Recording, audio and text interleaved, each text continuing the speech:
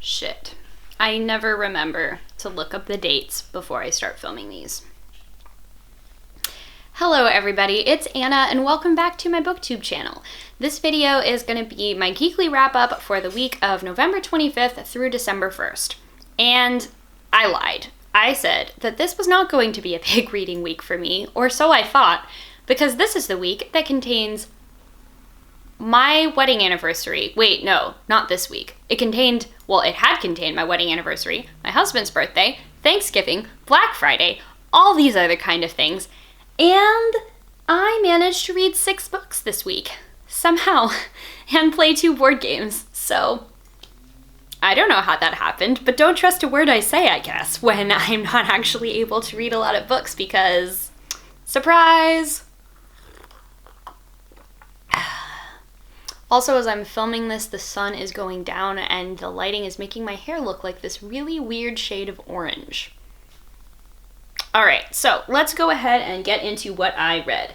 So I finished up 2 readathons this week. I finished up the Believathon, which is the children's literature readathon, and the Indigenous readathon, where we read books that are by and about Indigenous authors and characters. So this first book is one that I read for Believathon. It is called Pages and Company, The Book Wanderers by Anna James. I believe this is published under a slightly different title in the UK, which is where it was originally released, and I know the second book in the series is already out there. I curse ye and my jealousy, UK fiends that already have the sequel to what was an absolutely fantastic book. This is the story of a young girl called Tilly Pages who lives in a bookshop, Pages and Company, run by her grandparents, and also of her best friend, Oscar. Now, this is a book where Tilly discovers that she has the magical ability to wander into and out of books and stories. Oscar does too. The thing I really loved about the fact that both of them have the ability to book wander is that Oscar is dyslexic, which, as you may know, can make reading very difficult. And the way that this book actually handles this is amazing, because guess what? Even if reading is a struggle for you, in this book at least, you can book wander just like anybody else. There's an amazing sentence that happens in this book where Tilly is asking Oscar about one of his favorite books, and he says, "Oh, I really enjoyed reading Treasure Island." "Well, I listened to it on audiobook, if you can count that as reading." Tilly says, "Yes, you absolutely can." And they just move on. Take that, internet discourse. Audiobooks are real reading. And I just really loved this book. I thought it was a fantastic exploration of family, of trying to figure out your place in the world as you're growing up. Like, so many middle grade books are about kids that are on this threshold. So many middle grade books are about kids that are on this threshold point in childhood. And this book just made me never want to stop reading it. I read it in one day. It was incredible. I wish that the sequel was already available in the US, but I'm gonna have to be patient. And I gave that one 5 out of 5 stars. Then I read Storm of Locusts by Rebecca Roanhorse. This is the second book that comes after Trail of Lightning in, I believe the series is called The Sixth World or something like that. And this was kind of a surprise read for the Indigathon because I didn't originally have this when it was time to make my TBR, but luckily the library got it for me in time. I won't go too much into the details of the plot about this because it is a sequel and it pretty much has some direct fallout from the first book, so I don't want to spoil it. But this still follows Maggie and Kai and her friends and, well, friends. I don't know. She doesn't really have friends. She has, like, allies and people that she grudgingly lets into her not-so-stony heart of stone. And that's one of the things that I like about her. Like, this is a story about a woman who is very deeply flawed and very deeply messed up because she has seen some shit in her life. But she is still badass, she still protects the people that needs protecting, and most importantly, she still chooses to do the right thing. This world is really messed up in this book. Like, in the first book, there's a lot of terror and scary things that come from mythological and, like, divine beings. In this, the real monster is humanity. That's deep, people. But this book is really amazing. I'm so excited to be able to continue with this series and super pleased that the waiting list gods were kind to me and let me read this for the tail end of Indigathon. Then I read another middle grade book for Believathon, which is a historical fiction novel by a local author. This is The Many Reflections of Miss Jane Deming by J. Anderson Coates. I found this randomly because I was really taken in by the cover of her newest novel, which is The Green Children of Woolpit. I wrapped that up in a previous Geekly Wrap-Up if you'd like to hear my thoughts about that. But this is a story about a young girl named Jane Deming, who is on one of the boats that is bringing like settler colonist people from the east coast of the United States around the southern like tip of South America to settle in the area that is now Seattle. And Jane has had kind of a rough go in life. Her mother dies when she's really young. Her father remarries a woman that she does not get along well with at all, and then he promptly dies in the Civil War, and she's basically left to just raise her 2-year-old brother, even though she's only 11, and basically kind of deal with her somewhat tyrannical stepmother while also trying to be able to balance going to school with homesteading and her hopes and dreams for the future. I really enjoyed this book. I really enjoyed what it had to say about family and the choices that we make being important, and how the stories that we craft for ourselves are really important. And I really loved this one paragraph from the book. Getting your heart broken isn't something you can control, but you can't decide whether you're going to be nasty to the neighbors or offer jerky to hungry children you don't even know, just because they're hungry. It was very good. I have seen that some people on the internet criticized the somewhat like lack of indigenous people, as I don't know how many people know this, but like the city of Seattle sits on like the ancestral lands of the Coast Salish people, including the Duwamish tribe, and they are not really mentioned that much in this book. There is some mention of indigenous people, and there is an indigenous character that helps Jane with a building project that she's working on. So I understand that like there definitely could be more about that in the book, and so that's just something to keep in mind. But regardless, I really enjoyed this book. I gave it 5 out of 5. I gave it 5 out of 5.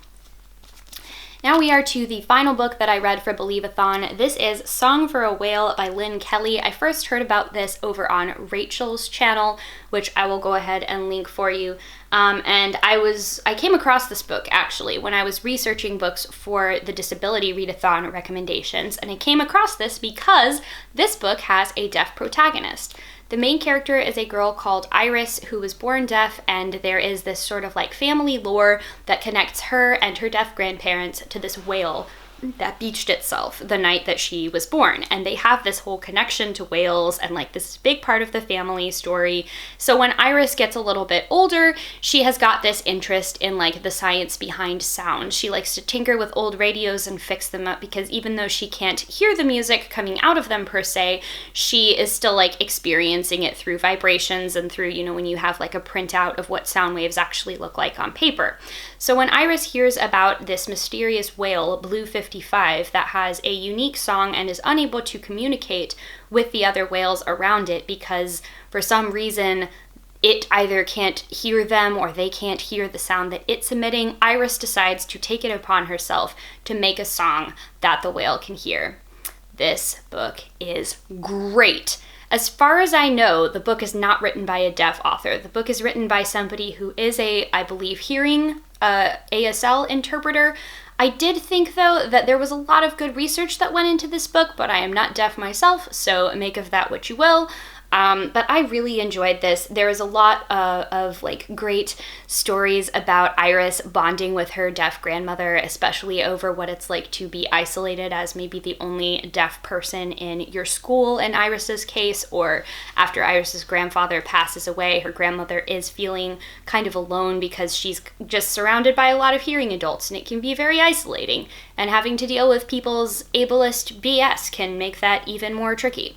So this book was absolutely amazing, though. I would highly, highly recommend it. Like I said, I gave it 5 out of 5 stars. It was excellent. Then I read a booktube favorite, The Queen of Nothing by Holly Black. This is the conclusion to her Folk of the Air series. The book, the trilogy starts out with The Cruel Prince, The Wicked King, and now we're to The Queen of Nothing. I thought this was a good conclusion to the trilogy. I'm not going to go too far into it again because spoilers abound, but continuing this books with snakes on the cover trend of 2019, I'm really enjoying it, and I think if you're a fan of this series, you probably will really enjoy it too.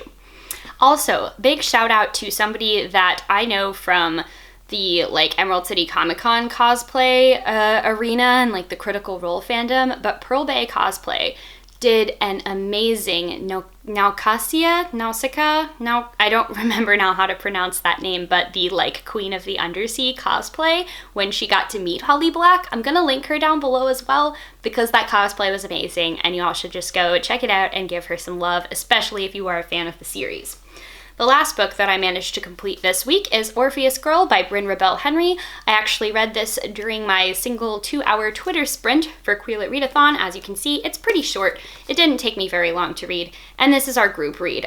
This book does come with a lot of trigger warnings, which the author actually does list in the front for, you know, homophobia, transphobia, mentions of suicide, self-harm, and gay conversion therapy, because that is what this book is about. It is a retelling of the myth of Orpheus and Eurydice that takes place between these two girls that are both sent to a gay conversion camp run by, like, truly terrible brainwashed people. And reading this book was difficult. I am going to cleanse my emotional palette a little bit by reading the Tea Dragon Festival next, which is a great celebration of queer joy, but I haven't had time to get that far into it.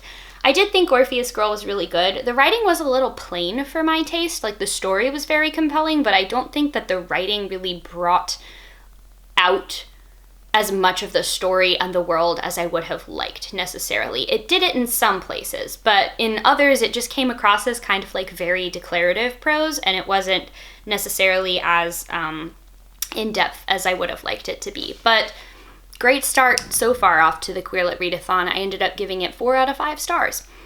Then I played 2 games this week. The first one was Disney Codenames. If you have ever been to a Target or a Walmart or wherever fine party games are sold, you've probably heard of Codenames. It is a guessing game. The original game is based around guessing words in teams from some various clues that you're given by your team's spy master.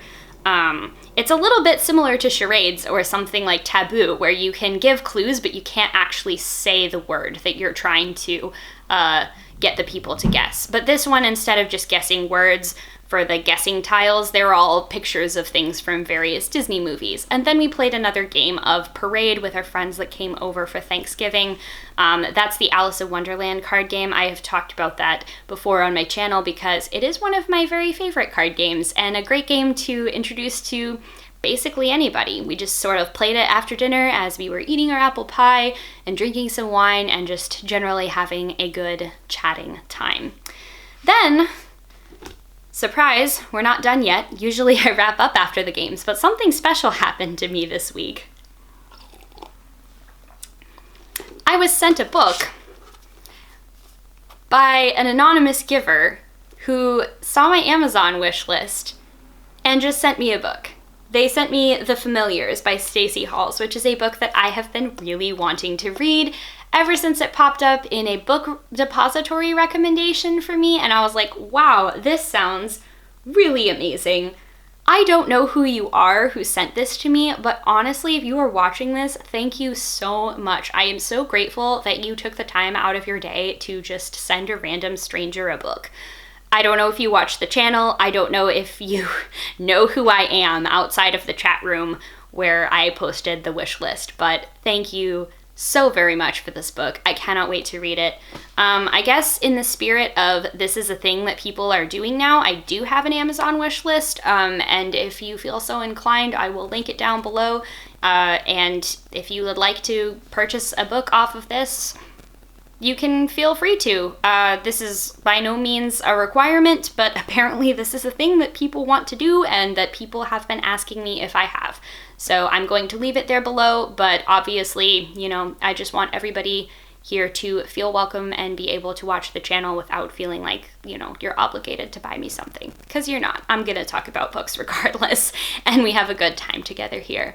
So that is going to do it for this week's Geekly Wrap-Up. As you're seeing this video, I am about to get ready to go on a 2-week trip to the East Coast. I am going to Philadelphia for PAX Unplugged, so if you are also going there, please come say hi to me. And then my husband and I are going to New York City, which is super exciting because I haven't visited New York City yet as an adult.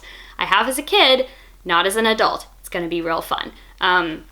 So I will probably be taking some video when we're out there to maybe make a little like fun travel vlog, because I enjoy doing that, but my upload schedule is going to be a little bit different than it normally is. So if you're seeing this now and then you're like, oh, hold on, normally she posts so much more frequently, that's why. It's probably because I am on a plane with no Wi-Fi, but lots of books. So expect to hear about lots of reading that I do on that trip. As always, thank you all so much for watching. If you like what I see, or if you like what you see on this channel and you would like to watch more of it, please do give my channel a sub, and I will see you all in the next one. Bye!